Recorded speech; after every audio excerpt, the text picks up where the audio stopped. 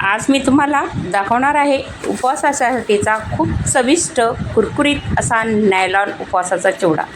हा बनवायला अगदी झटपट, खायला तर मस्तच लागतो। चला तर मग सुरू करूयात सोपी झटपट रेसिपी। नवरात्रीत एकदा करून ठेवलं डबा भरून तर आठवडाभर 9 दिवस खाता येतं आपल्याला। या चिवड्यासाठी लागणारं साहित्य आहे साबुदाणा नायलॉन प्रकारचा असायला पाहिजे, शेंगदाणे, साखर, मीठ, हिरवी मिरची, तूप किंवा तेल। सर्वात आधी आपण नायलॉन साबुदाणा गरम तेलात तळून घेऊ।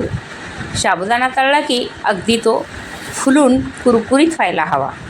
त्याच तेलात शेंगदाणे खमंग तळून घ्या। त्याच कढईत थोडं हिरव्या मिरच्या देखील तळून घ्या।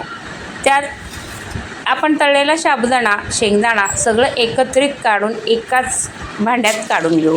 चवीनुसार थोडे मीठ आणि साखर व्यवस्थित मिक्स होत नाही म्हणून मिक्सरला काढून घेऊन दोन्ही एकजीव करून त्याच्यावर टाकायचं आहे। व्यवस्थित उचलून हे करून मग मिसळून घ्यायचं आहे। मिक्स झाला बस तर आपला झटपट शाबू तयार आहे।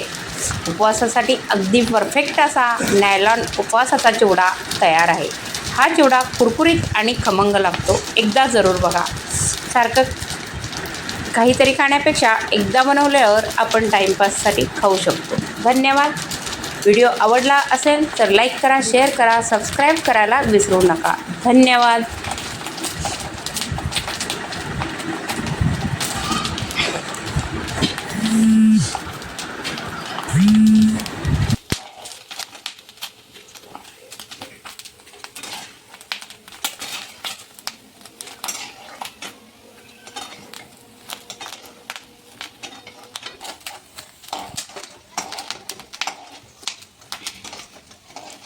हे बघा आमचे साबुदाण्याचे चिवडा एकदम एक नंबर दिसत आहेत।